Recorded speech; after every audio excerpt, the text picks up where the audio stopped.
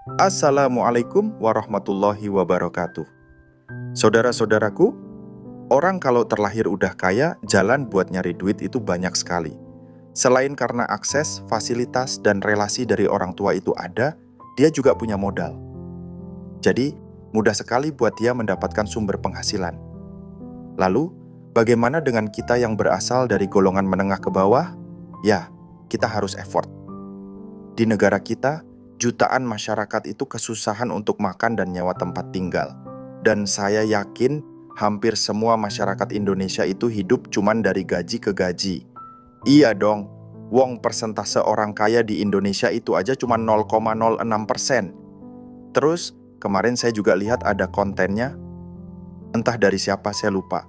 Gen Z itu baru bisa merasa finansialnya aman kalau dia punya uang 5 miliar. Bayangin dulu, 5 miliar. Berapa tahun kamu harus nabung? Seandainya kamu kerja dengan gaji UMR Jakarta. Katakanlah kamu fresh graduate, dapat kerjaan dengan gaji 5 juta. Lalu, setiap bulan kamu bisa menyisihkan 2 juta untuk ditabung. 2 juta itu nominal yang sangat banyak bagi mayoritas masyarakat kita. Dan untuk mendapatkan 5 miliar dari 2 juta tadi, kamu harus nabung sekitar 2.500 bulan. Atau kalau dibikin tahun, ya 200 tahun. Nangis. Terus, solusinya gimana?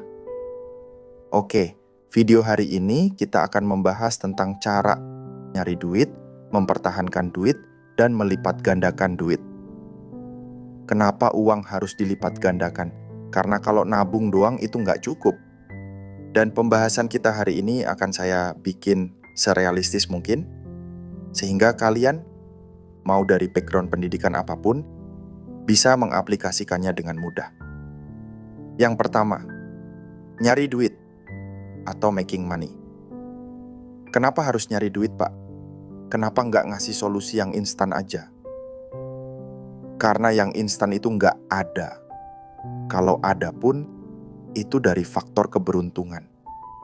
Dan keberuntungan itu nggak bisa kita andalkan. Kita jadi manusia itu harus punya plan, biar nggak kehilangan arah. Seandainya di tengah jalan kita mendapatkan keberuntungan, bagus.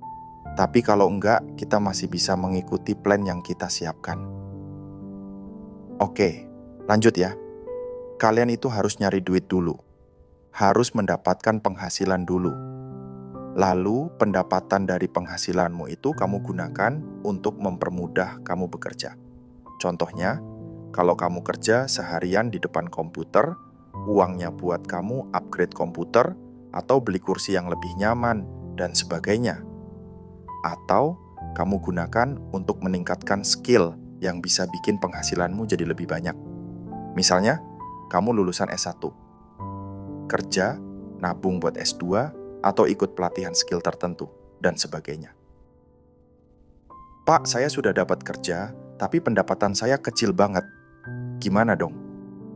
Gini, kalau kamu sekarang udah bekerja, terus menurutmu gajinya itu kurang, katakanlah 2 juta, jujur itu emang sedikit banget. Lalu, dari 2 juta itu, kamu punya banyak sekali kebutuhan. Dan akhirnya nggak ada yang tersisa. Di sini kuncinya cuma 2. 1, kamu resign, nyari kerjaan yang lebih tinggi gajinya. Tapi kan nggak bisa. Kenapa? Karena kamu nggak punya skill yang bisa dijual. 2, kamu tega dan mau berkorban. Kamu harus tega sama dirimu dan sama orang-orang di sekitarmu. Dari 2 juta tadi, kamu harus berani motong pengeluaran untuk cicilan-cicilan atau jajan-jajanmu itu. Terus, seandainya kamu juga ngasih orang tua, tapi sebenarnya tanpa uangmu pun dia masih bisa manage. Ya udah, kamu nggak usah ngasih orang tua. Intinya, kurangi habis-habisan pengeluaranmu untuk sementara. Tabung sebanyak mungkin pendapatanmu. Lalu, kalau udah cukup, gunakan uang itu untuk belajar ilmu. Dan ingat, ilmunya bukan kelas saham atau kelas kripto. Belajarlah hard skill. Coding, marketing, ngelas, mekanik kendaraan, dan sebagainya. Atau ilmu yang selaras dengan pekerjaanmu, sehingga kamu bisa naik jabatan. Lakukan itu terus sampai kamu bisa hidup dengan layak dari penghasilanmu. Dan menurut saya, jauh lebih baik saya hidup terseok-seok selama 1 atau 2 tahun, lalu bisa hidup layak seumur hidup, daripada hidup pas-pasan selamanya. Yang kedua, mempertahankan uang atau saving money. Mempertahankan uang, mengelola uang, menabung, saving itu sama aja. Poin ini lebih ke share pengalaman hidup saya. Orang-orang yang berasal dari kelas ekonomi menengah ke bawah, lalu beruntung mendapat kesempatan naik kelas dengan progres yang cepat banget. Bahasa umumnya OKB atau orang kaya baru. Itu 90%-nya jatuh dalam waktu kurang dari 5 tahun. Kenapa? Karena orang yang kaya dengan waktu yang relatif cepat itu biasanya nggak dibarengi dengan mental dan pengelolaan uang yang baik. Contohnya, baru aja nyentuh pendapatan 10 juta per bulan, langsung ngambil mobil dengan cicilan 7 juta per bulan. Terus, dia hidup dengan 3 juta per bulan aja, yang itu pun masih dipakai buat keperluan lainnya. Awalnya mungkin nggak kerasa ya, tapi dalam jangka waktu lama, stres bro. Kamu kenapa pak? Kamu udah berjuang capek-capek, udah berkorban cukup lama. Meski pendapatanmu meningkat drastis, tapi lifestyle-mu kan enggak. Dan kalau ini terjadi selama bertahun-tahun, ya kamu bakal burn out. Karena burn out, kamu capek. Karena capek, apa yang udah kamu bangun selama ini perlahan-lahan hancur. Itu tadi buat OKB. Sekarang, gimana dengan para fresh graduate yang dulunya uang saku mepet banget dari orang tua, terus tiba-tiba dapat gaji lumayan? Akhirnya, dia punya kebiasaan buruk, misalnya beli kopi setiap hari 50.000. Kalikan aja 365 hari, 18 juta buat ngopi doang.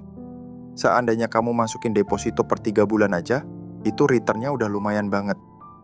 Jadi, setelah kalian melewati step pertama, udah bisa nyari duit. Kalian harus belajar buat memanage dan mengelola duit. Saya nggak minta kalian buat frugal living kayak di step pertama tadi. Kalian boleh jajan, boleh happy-happy, boleh liburan, tapi tetap berhati-hatilah. Hiduplah seakan-akan gaji kalian itu setengah dari yang asli. Misalnya, setelah step pertama tadi gaji kalian naik jadi 10 juta, cobalah hidup seakan-akan gaji kalian itu cuma 5 juta. Terus, 5 juta sisanya dikemanain pak? Bagusnya ya diinvestasikan, tapi mungkin alangkah baiknya kalian tabung dulu aja. Lalu, setelah tabungan kalian lumayan banyak, baru kalian investasikan. Percayalah, nabung itu penting. Yang terpenting dari nabung itu bukan cuma nominalnya, tapi ketenangan hati. Ketika kita punya tabungan, kita punya uang, hati itu jadi tenang dan damai. Kalian bisa lebih happy, nggak gampang tersinggung, dan tentunya hidup jadi lebih damai. Kalau hidup kita damai, nyari duit itu rasanya jadi gampang dan nggak capek. Yang ketiga, melipat gandakan uang atau growing money. Poin ini udah jelas banget, apalagi kalau bukan investasi. Saya kasih penjelasan simple. Seandainya kamu di umur 20 tahun investasi sekali aja 500.000, di deposito dengan return 6,75% per tahun, itu di umur 65 tahun jadi hampir 19 juta. Itu cuma 500.000 sekali aja. Seandainya dari umur 20 tahun kalian rutin per bulan investasi 100.000 di deposito dengan return yang sama, maka di umur 65 tahun, duitmu jadi sekitar 320 juta. Itu 100.000 per bulan doang.